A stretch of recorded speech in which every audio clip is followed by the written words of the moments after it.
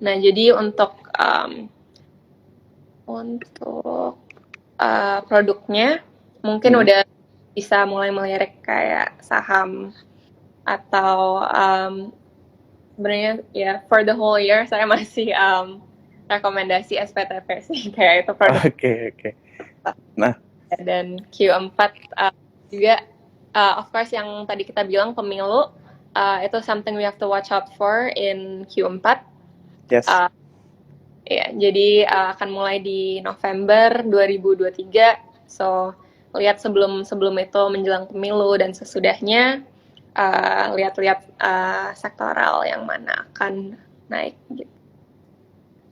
Oke, nah kan tadi sempat disinggung oleh Gelby juga ya kalau misalnya nanti di Q3, Q4 udah mulai dari sedikit-sedikit switch, misalnya tadi alokasi let's say 100% di SPTP gitu ya, hingga kuartal ketiga, sebaiknya berapa persen sih di awal, musik di kuartal 3 itu mungkin switch ke produk reksadana saham atau indeks yang dimiliki oleh Shailendra gitu. Mungkin boleh sekalian dijelasin juga nih Gelby untuk reksadana saham dan indeks unggulan dari Shailendra apa aja gitu.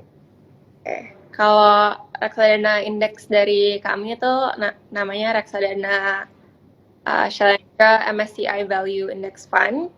Ya. Dan itu reksadana yang mengacu pada indeks MSCI Value.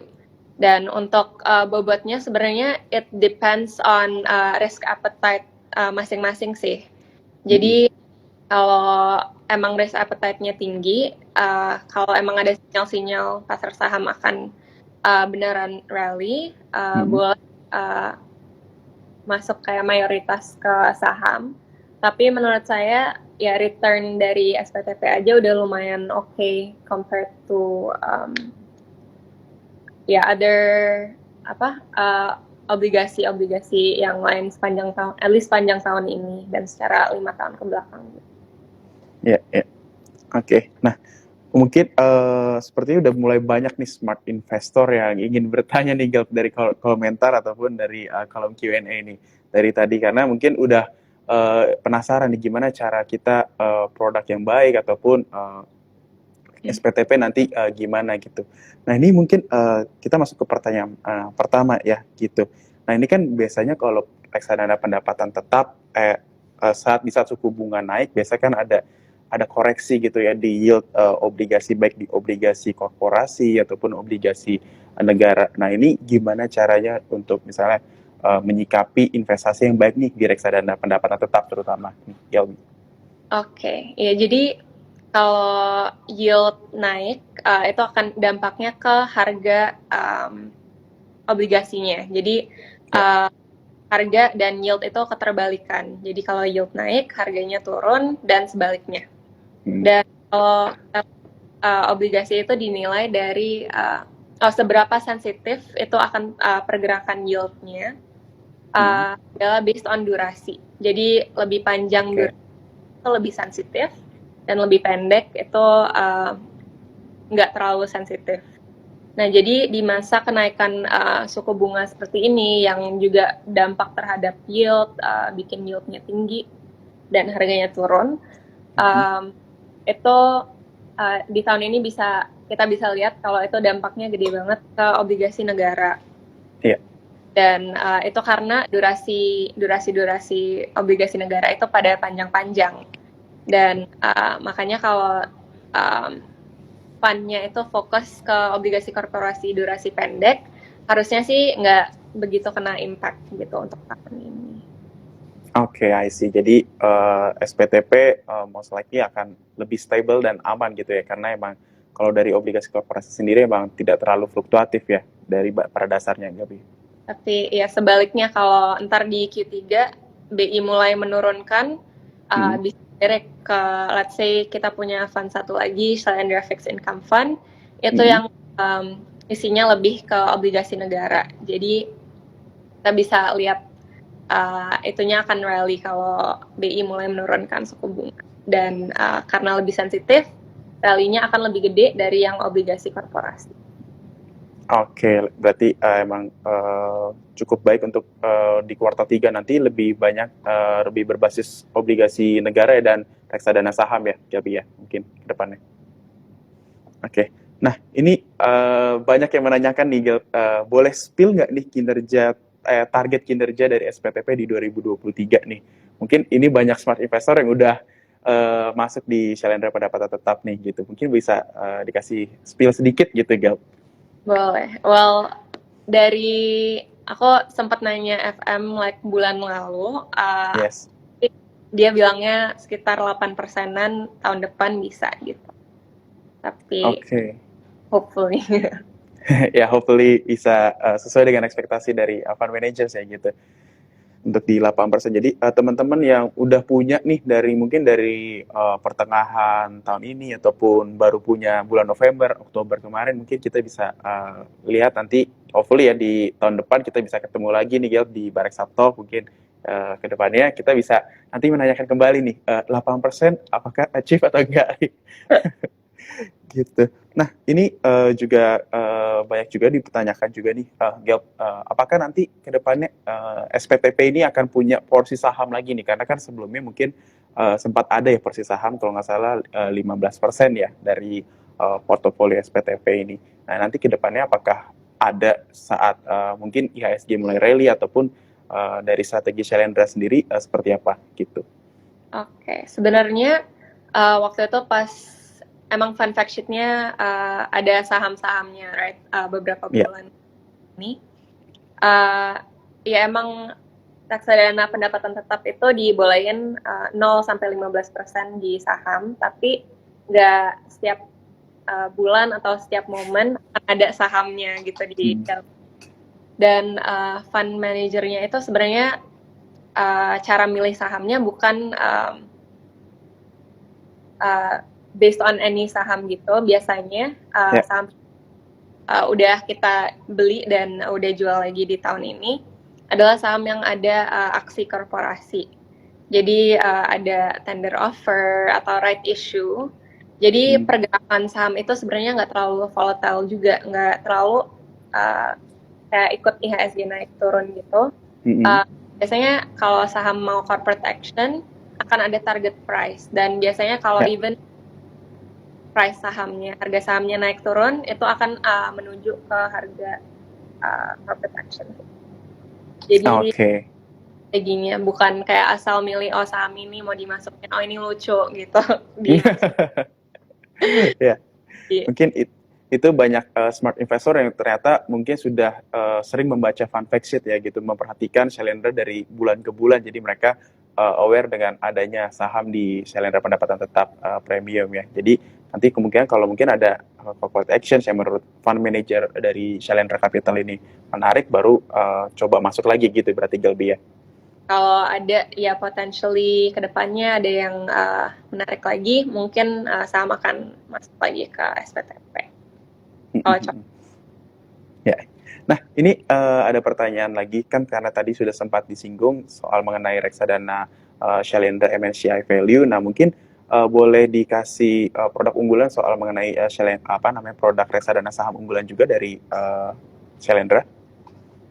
Ya, kalau reksadana saham kita punya Shalendra Equity Opportunity Fund. Ya, so itu large cap juga dan terdiversifikasi, kayaknya ada sekitar over 30 nama gitu. Oke. Nah, mungkin boleh dikasih spill sedikit nih, Gelb, untuk mungkin ada yang ingin mengejar window dressing ataupun Santa Claus rally yang mungkin hopefully kita terjadi minggu depan gitu ya. Ini kira-kira strategi dari kedua reksadana saham dan indeks ini seperti apa sih, Gelbi? Mungkin buat teman-teman smart investor yang belum mengerti gitu untuk dari kedua produk tersebut. Oke, ya biasanya kalau window dressing atau Santa Claus rally itu terjadi karena laporan keuangan yang baru dikeluarin gitu at near the end of the year, mereka akan memperbaiki nilainya atau hasilnya atau apa away, karena itu sahamnya bisa rally dan biasanya itu saham-saham large cap yang market value-nya besar. So sebenarnya kalau saham-saham besar itu mirip pergerakannya dengan IHSG. So untuk mengejar, kalau mau mengejar Desember Santa Claus Rally ini, saya sarankan lebih ke dana indeks yang isinya kayak large caps daripada yang reksadana saham yang aktif, dikelola secara aktif, karena kalau tujuannya mengejar saham-saham large cap ini, nggak tentu reksadana saham yang kalian pilih akan ada isi-isi yang sama, karena jadi mereka akan fokus ke mid cap atau small cap atau yang lain. Oke. Nah, I see. Untuk pertanyaan berikutnya mungkin ini agak sedikit geser nih dari reksadana. Mungkin Shalendra bisa kasih view untuk teman-teman yang mungkin yang ada yang nyangkut nih, karena kan kita tahu dari awal Desember itu IHSG dari 7.000 sempat turun lagi ke 6.600 dan kemarin kembali rebound. Nah, ini ada kalau untuk peluangnya apakah masih bisa ditutup positif nih, karena ada sedikit kekhawatiran karena ini IHSG udah turun terlalu dalam. Apakah ini waktu yang bagus untuk average down atau seperti apa nih, Gilby? Iya, kalau di 1 bulan return Desember, kalau return positif mungkin kurang kayak begitu tahu, karena turunnya udah lumayan dalam ya dari awal Desember ke sekarang.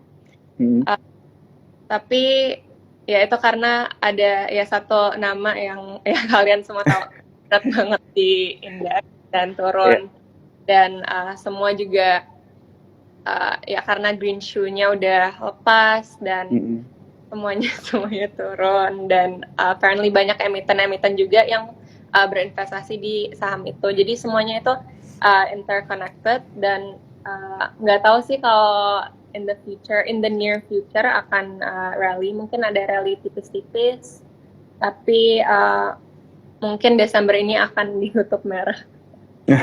Oke, mungkin kalaupun ditutup positif mungkin relatif kecil ya, mungkin di plus 0,1 atau 0,2 ya, maybe ya. Ya, maybe. Dan kalau mengejar rally-nya biasanya kan 5 hari di akhir Desember. Ya mungkin even if it's the best 5 days itu, maybe kalian masih bisa dapat memanfaatkan momen itu. Even though the whole December positifnya nggak terlalu tinggi, kalian masih bisa kayak memanfaatkan di akhir Desember mungkin untuk mulai gitu. Oke, jadi kebetulan pas banget nih akhir Desember kita hari kerja semua nih hingga tanggal 30, jadi masih ada kesempatan untuk bisa mendapatkan NAV sebaik-baiknya ya, gitu ya Gilby ya. Oke, nah ini mungkin kalau tadi sudah di-spill target dari SPTP sendiri, nah ini banyak yang menanyakan untuk spill target dari Shalendra Dana Kas dong, Gilby, gitu. So, Shalendra Dana Kas kalau secara rata-rata average-nya sekitar 5,5% lah per tahun from 5 years ago. Dan karena tahun depan akan BI udah menaikin suku bunga and stuff, so tahun ini sih SDK udah 4%. So untuk tahun depan targetnya akan lebih tinggi dari 4% definitely. Nah, oke. Berarti mungkin tahun depan bisa di atas 5 ya, mungkin ya Gilby ya targetnya. 4,5. Oke. Nah, ini mungkin ada pertanyaan yang menarik juga nih, Gilby. Kita lihat bahwa apakah nanti ke depannya dari Shalendra sendiri melihat untuk dari basic industry seperti dari metal gitu, karena reopening China ini, apakah akan pengaruh yang begitu besar gitu, terutama dari Indonesia sendiri, karena kita tahu bahwa nikel, tembaga, dan baja kita ekspor yang cukup besar ke China gitu. Kira-kira dampaknya ke ekonomi Indonesia sendiri seperti apa ya ke depannya? Iya, definitely ekonomi Indonesia bisa akan kebantu from China reopening kalau mereka akan import barang-barang basic industries. Tapi satu sektor yang tapi dari satu sisi itu kita kebantu, tapi sebenarnya dampak negatif juga ada karena foreign flow dari yang sebelum itu masuk ke Indonesia bisa berpotensi pindah, orang pada tarik duitnya dari Indonesia dan masukin ke China. Oke, jadi mungkin kita lihat nanti ada kenaikannya itu lebih cenderung didorong dari dalam negeri sendiri ya daripada flow asing gitu ya. Mungkin in the first half 2023 gitu ya, Kelby berarti ya. Ya, kalau ada dampak-dampak positif pasti akan datang dari dalam negeri kalau udah China reopen. Oke, nah ini berarti kalau kita lihat ekspektasi ke depannya apakah Indonesia masih bisa mencatatkan surplus hingga mungkin hopefully sampai 2023 akhir juga ataupun dari Shalendra sendiri melihat hanya sampai 2023 pertengahan nih gitu karena dengan seiring membaiknya konsumsi kan pasti impor naik terus ya gitu Gel. Iya. So ya impor naik terus tapi ya for I think like the last berapa bulan ya aku juga lupa tapi surplus Indonesia itu kayak positif melulu and kita masih positif kalau tren ini masih akan berlanjut ya at least until first half of tahun depan gitu surplusnya karena ya di Oke. ekspor sih mostly karena impor kita juga lumayan tinggi. Ya, ya. Oke. Nah, boleh kasih target nggak nih Gelbi? Karena kan tadi kita udah sempat bahas gitu, tapi kita belum bahas-bahas nih soal target mungkin dari target yield obligasi sendiri ataupun dari target IHSG dari Shalendra Capital sendiri di 2023 itu seperti apa? Oke, ya sebenarnya dari investment team kita belum mengeluarkan outlook untuk 2023 yang ada target IHSG dan target yield 10 tahun. Jadi Oke. banget aku belum bisa share view Shalendra.